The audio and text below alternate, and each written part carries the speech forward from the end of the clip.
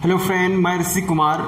आज के इस वीडियो लेक्चर में आप सीखेंगे किसी फंक्शंस का डेरिवेटिव क्या होता है, मतलब किसी फंक्शंस का डिफरेंशिएशन कैसे की जाती है।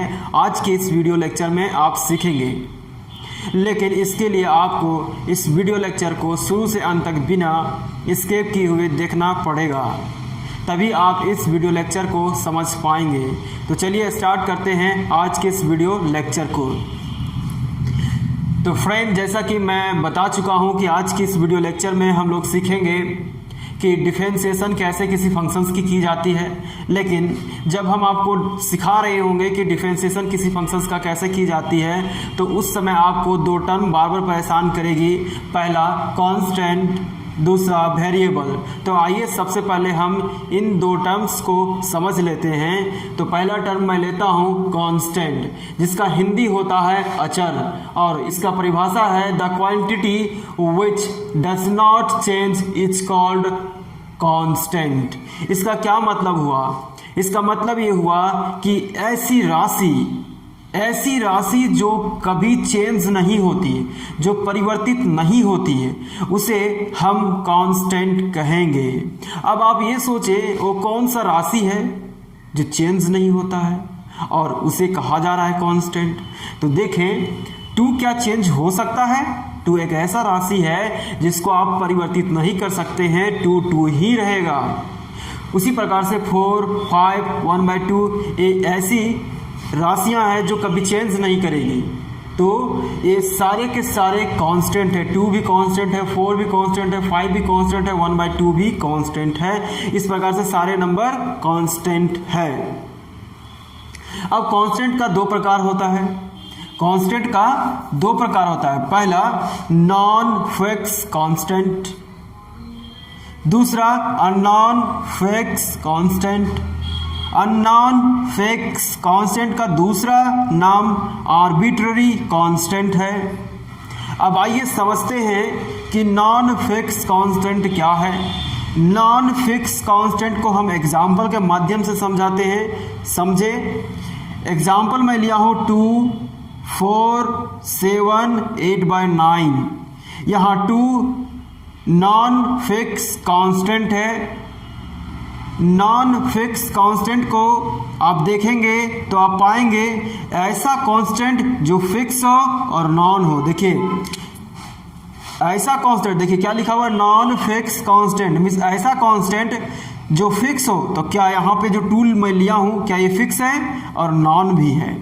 इसीलिए यहाँ 2 को हम कहेंगे नॉन फिक्स कांस्टेंट, 4 को कहेंगे नॉन फिक्स कांस्टेंट और 7 को कहेंगे नॉन फिक्स कांस्टेंट। उसी प्रकार 8/9 को कहेंगे नॉन फिक्स कांस्टेंट। इसका मतलब ये हुआ जितनी भी संख्याएं हैं वो सारे नॉन है और फिक्स भी है, और इसीलिए वो कांस्टेंट है। तो नॉन फिक्स कांस्टेंट को आप समीकरण के माध्यम से भी समझ सकते हैं। मैं यहाँ 2 समीकरण लिया हूँ। पहला रैखिक समीकरण x - 2 = 0 लिया हूँ, और इसमें ये जो 2 है यही नॉन फिक्स कांस्टेंट है। दूसरा समीकरण द्विघात समीकरण में लिया हूँ। इस द्विघात समीकरण में ये जो 4 है, ये 4 नॉन फिक्स कांस्टेंट है।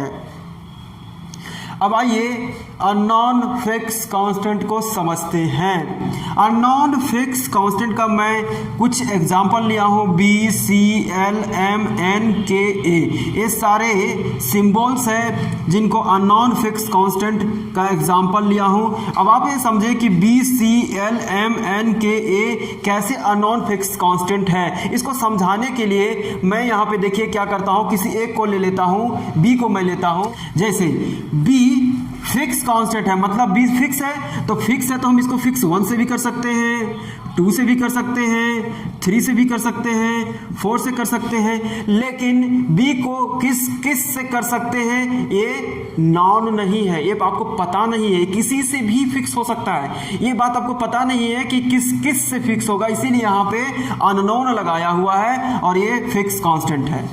तो हम समझते हैं कि आप कांस्टेंट का ये जो दो टाइप है वो समझ चुके हैं। अब देखिए अननोन फिक्स कांस्टेंट को आप एग्जांपल के माध्यम से भी समझ सकते हैं। Example x minus A is equal to मैं यहाँ पे 0 लिया हूँ, जहाँ पे a जो है वो अननोन फिक्स कांस्टेंट है, मतलब आर्बिट्ररी कांस्टेंट है। दूसरा example x square minus B लिया हूँ, जिसमें से b जो है आर्बिट्ररी कांस्टेंट है। अब आइए समझते हैं वेरिएबल क्या होता है। तो वेरिएबल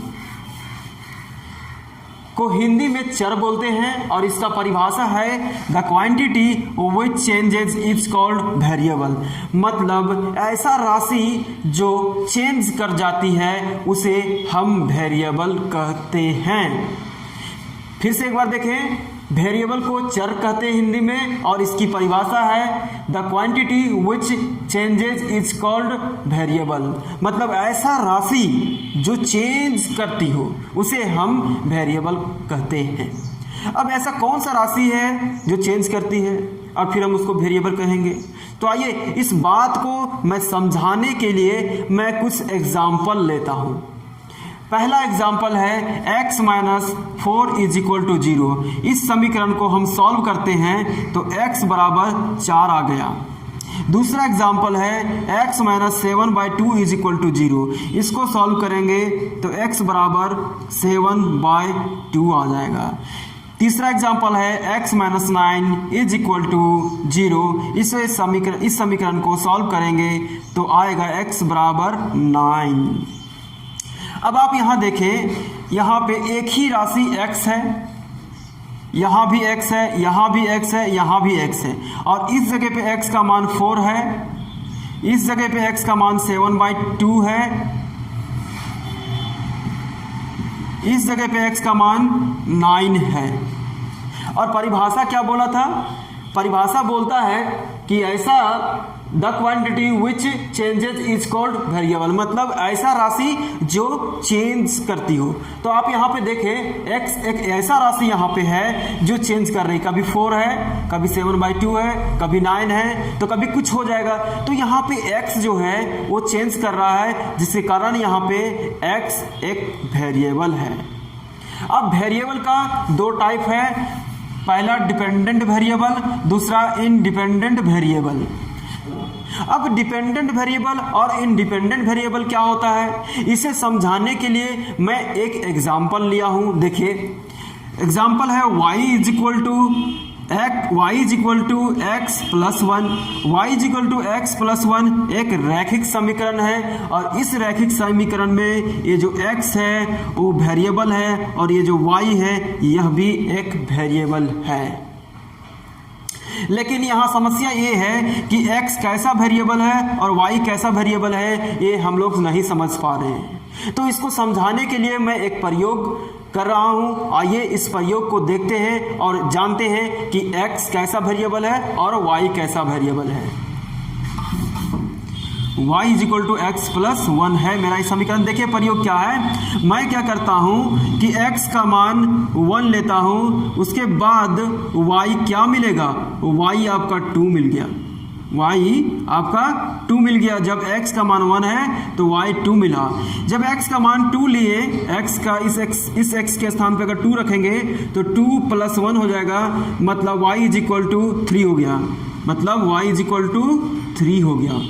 अब इस जगह पे जो मैं यहाँ पे रिजल्ट लाया हूँ इस पे आप गौर करें और विचार करें तो आपको बहुत कुछ पता चलेगा। देखिए क्या हो रहा है यहाँ पे, इस जगह पे हो क्या रहा है, इस जगह पे हो रहा है कि जब हम x का मान लेते हैं तो y का मान 2 आता है, जब x का मान 1 लेते हैं तो y का मान 2 आता है।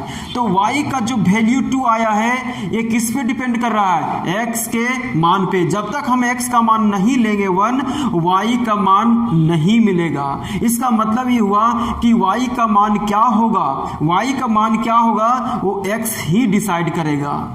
जैसे कि दूसरी बार मैं लिया हूँ x इज इक्वल टू 2 तो y का मान 3 है, y का मान 3 है, 2 से 3 बदल गया।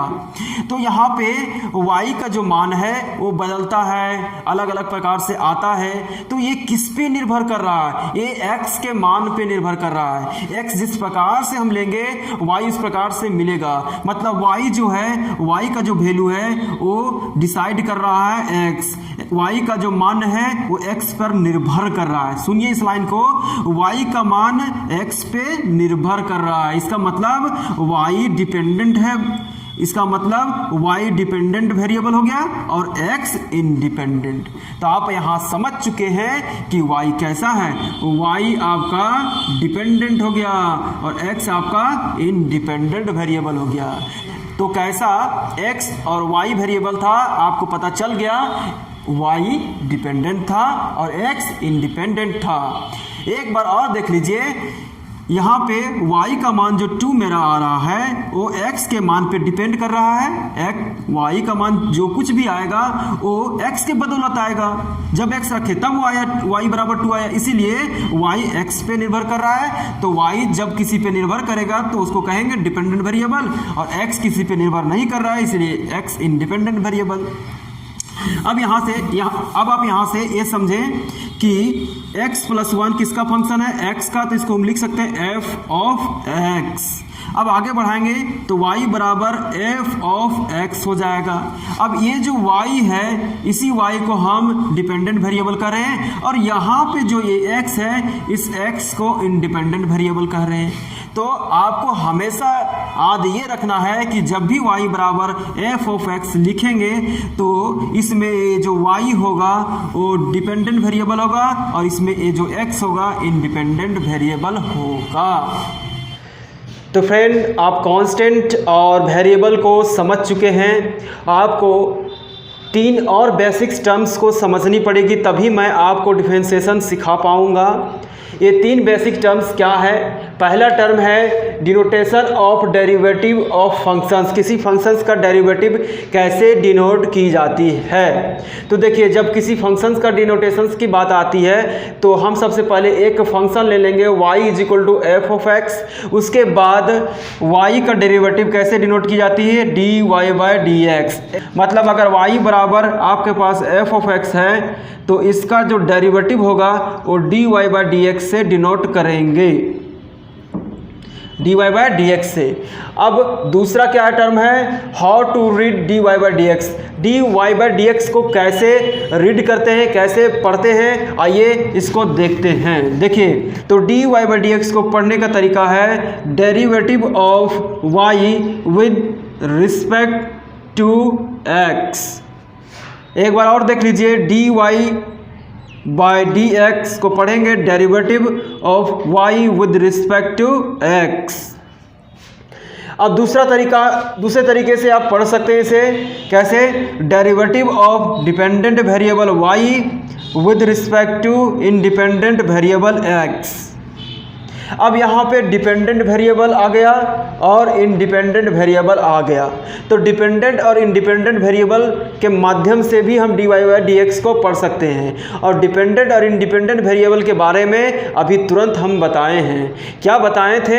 बताए ये थे कि y = अगर f ऑफ x है, अगर आपके पास y = यहाँ देखें y = f ऑफ x आपके पास है तो इस y को क्या बताए थे? इस y को बताए थे कि ये डिपेंडेंट वेरिएबल है और ये इंडिपेंडेंट वेरिएबल है।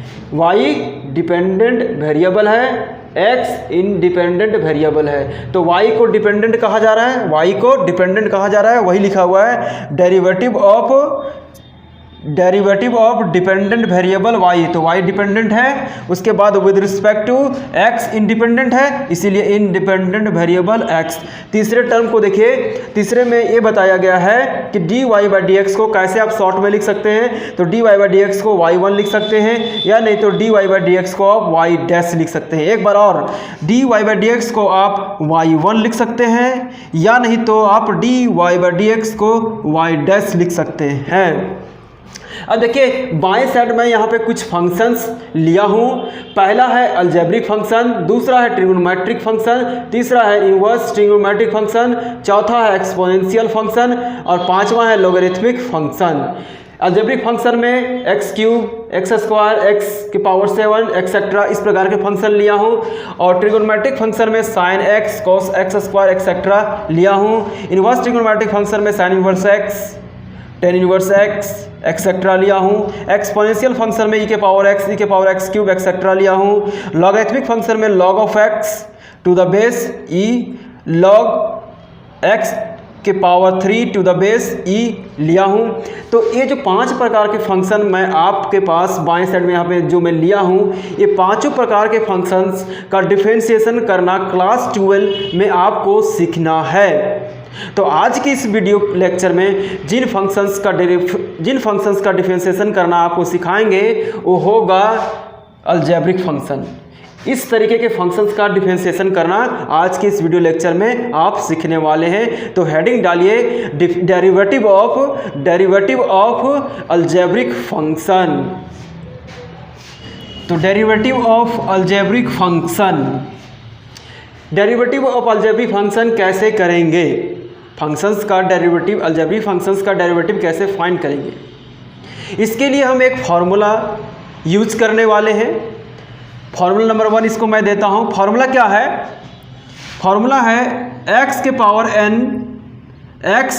n का डेरिवेटिव x के रिस्पेक्ट में n इंटू एक्स के पावर n माइनस 1 है। इसको पढ़ेंगे ऐसे, डेरिवेटिव ऑफ x के power n with respect to x is equal to n into x के पावर n माइनस 1। एक बार यहाँ देखें, अगर आपके पास कोई फंक्शन इस प्रकार से होगा x के पावर n टाइप का और इसका डेरिवेटिव x के रिस्पेक्ट में करेंगे तो रिजल्ट क्या आता है, n इंटू एक्स के पावर n माइनस 1।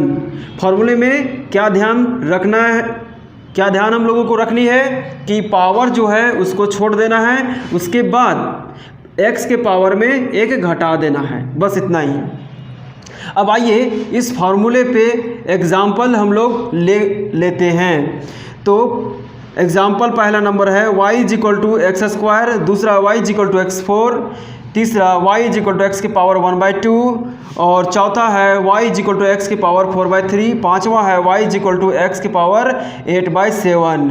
इन प्रश्न में हमें dy/dx ज्ञात करना है। कैसे ज्ञात करेंगे, आइए देखिए।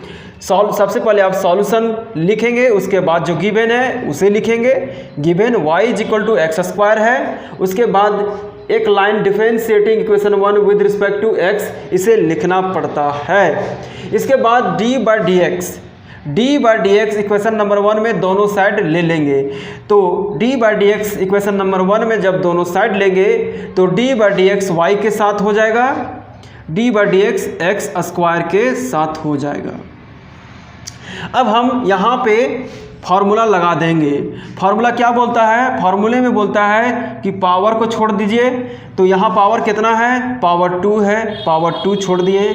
फिर बोलता है कि जो x का पावर n है, इस x के पावर n में एक घटा दीजिए। तो यहाँ x का पावर 2 है तो 2 में हम एक घटा देंगे, तो x के पावर 2 माइनस 1। तो रिजल्ट जो है वो 2 इंटू एक्स मिलेगा। मीन्स dy/dx आपका कितना मिला, 2x। ये जो 2x मिला है इसको कहते हैं डेरिवेटिव ऑफ एक्स स्क्वायर। इस एक्स स्क्वायर का 2x क्या है, डेरिवेटिव। और जितने प्रोसेस से, सुनिएगा ये बहुत ही इंपॉर्टेंट लाइन है, जिस प्रोसेस से गुजर कर 2x परिणाम 2x हमें मिला है, उन प्रोसेस का नाम डिफरेंशिएशन है, और जो परिणाम आया है इसी को कहते हैं डेरिवेटिव। तो डेरिवेटिव और डिफरेंशिएशन में नहीं कंफ्यूज कीजिएगा, डिफरेंशिएशन प्रक्रिया का नाम है और डेरिवेटिव जो परिणाम आपके पास आता है उसी को कहते हैं डेरिवेटिव। अब अगले क्वेश्चंस को हम सॉल्व करेंगे। अगला क्वेश्चन है y इज इक्वल टू, देखिए y is equal to x के पावर 4। तो यहाँ पे 4 मैं कर देता हूँ और इसे समीकरण 1 रहने देंगे। अब आगे देखिए, फिर से आपको d/dx इक्वेशन नंबर 1 में दोनों साइड लेना है, लेंगे तो d/dx y के साथ हो जाएगा, उसके बाद d/dx x के पावर 4 के साथ हो जाएगा। फिर यहाँ पे आपको इस जगह पे फॉर्मूला लगा देना है, यही वाला।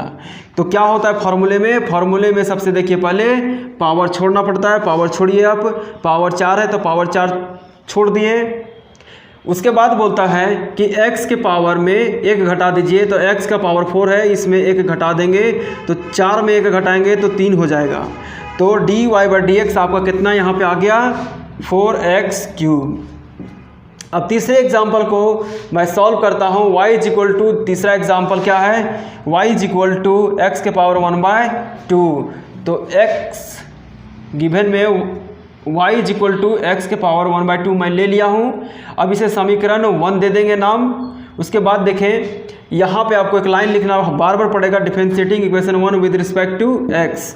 इतना लिख लेने के बाद आपको d/dx को दोनों साइड इक्वेशन नंबर 1 में लेना है। d/dx को इक्वेशन नंबर 1 में दोनों साइड लेना है। जब दोनों साइड लेंगे तो d/dx y के साथ हो जाएगा, फिर d/dx x के पावर 1/2 के साथ हो जाएगा। अब यहाँ पे फिर हमको फार्मूला लगाना पड़ेगा। ये जो फार्मूला है इस फार्मूले को यहाँ पे लगाना पड़ेगा। फार्मूले में बोलता है पावर को नीचे छोड़ दीजिए, पावर को छोड़ दीजिए, उसके बाद x का पावर जितना है उसमें 1 घटा दीजिए। यहाँ पे x का पावर 1/2 है, इसमें 1 घटा दीजिए, तो घटा देते हैं। अब यहाँ पे हमको सिंप्लीफिकेशन करना पड़ेगा। देखिए जब 1/2 - 1 को सिंप्लीफाई कीजिएगा तो क्या होगा? तो नीचे का एलसीएम 2 हो जाएगा। 1 - 2 = -1/2। तो हम लिख सकते हैं x के पावर -1/2। आगे देखिए 1/2 इंटू 1/x के पावर 1/2 होगा। देखिए कैसे? अगर x के पावर -4 है, x के पावर -4 है तो नीचे आने पे x के पावर -4 + 4 हो जाता है। उसी प्रकार x के पावर अगर -3 है तो नीचे आने पर x के पावर +3 हो जाएगा। तो यहाँ भी वही रूल्स लगा लेते हैं। x के पावर -1/2 है, नीचे लाएंगे तो -1/2 + 1/2 में बदल जाएगा। इसको और आगे बढ़ाएंगे तो 1/2 और x के पावर 1/2 को हम लिख सकते हैं √x। तो यहाँ √x आ गया। dy/dx का वैल्यू 1/2 √x, यही हो गया आपका उत्तर। अब अगले क्वेश्चंस को देखिए। अगला क्वेश्चन है y x के पावर 4/3। तो गिवन में y x के पावर 4/3 आप ले लेंगे, फिर समीकरण 1 इसको देंगे। उसके बाद आप differentiating equation 1 with respect to x ये वाली लाइन लिख लेंगे। उसके बाद फिर आपको d/dx समीकरण 1 में दोनों साइड ले लेना है। तो d/dx y के साथ हो जाएगा, d/dx x के पावर 4/3 के साथ हो जाएगा। और फिर आपको यहाँ पे रूल लगा देना है। रूल ये वाली लगानी है। रूल क्या यहाँ पे बोला जाता है? रूल में है कि सबसे पहले आप पावर को छोड़िए, तो पावर यहाँ है 4/3, उसके बाद x के पावर में 1 घटा दीजिए। यहाँ पे x का पावर 4/3 है, x के पावर 4/3 में 1 घटा देंगे तो 4/3 - 1। इस फॉर्मूले से इसे मैं सेट कर दिया। आगे इसको सॉल्व कीजिए। 4/3 इंटू एक्स के पावर 1/3, ये हो गया आपका dy/dx। अब यहाँ देखिए इसका सिंप्लीफिकेशन मैं क्या लिखा हूँ? 1/3। कैसे? तो 4/3 - 1, नीचे कुछ नहीं है तो 1, तो अब एलसीएम लेंगे 3 आ जाएगा। 4 - 3 अब 1/3 आ गया। चलिए अगला क्वेश्चन जो है 5वां में y = x के पावर 8/7, इसे आप खुद बनाइएगा। देखिए अगले वीडियो में, आज के वीडियो में बस मैं यहीं तक रखता हूँ। अगले वीडियो में हम लोग जो सीखेंगे, क्या सीखेंगे कि इस प्रकार से क्वेश्चंस रहेंगे आपके पास। अगले वीडियो में इस प्रकार के क्वेश्चंस को सॉल्व करेंगे। इस वीडियो में हम लोग क्या सीखे हैं कि जो पावर के अंदर जो होगा वो, इस वीडियो में हम लोग जो सीखे हैं वो ये सीखे हैं कि पावर के अंदर मात्र और मात्र एक ही टर्म है। देखिए पावर 2 के अंदर एक टर्म है, यहाँ भी पावर 4/3 के अंदर एक टर्म है। लेकिन अगले वीडियो में हम आपको जो सिखाने वाले हैं, जिस प्रकार के क्वेश्चंस होंगे वो इस प्रकार के क्वेश्चंस होंगे। क्या होंगे कि पावर रहेगा और पावर के अंदर एक से अधिक टर्म होंगे। इस पावर 4 के अंदर 1 2 3 टर्म है, तो टर्म की संख्या बढ़ जाए तो कैसे हम लोग डिफरेंशिएशन करेंगे। अगले वीडियो में मैं अलजेब्रिक फंक्शन पे ही काम करूँगा और उस वीडियो में मैं बताऊंगा कि पावर के नीचे एक से अधिक टर्म हो तो कैसे उसका डिफरेंशिएशन करते हैं। तो आज के वीडियो में बस इतना ही।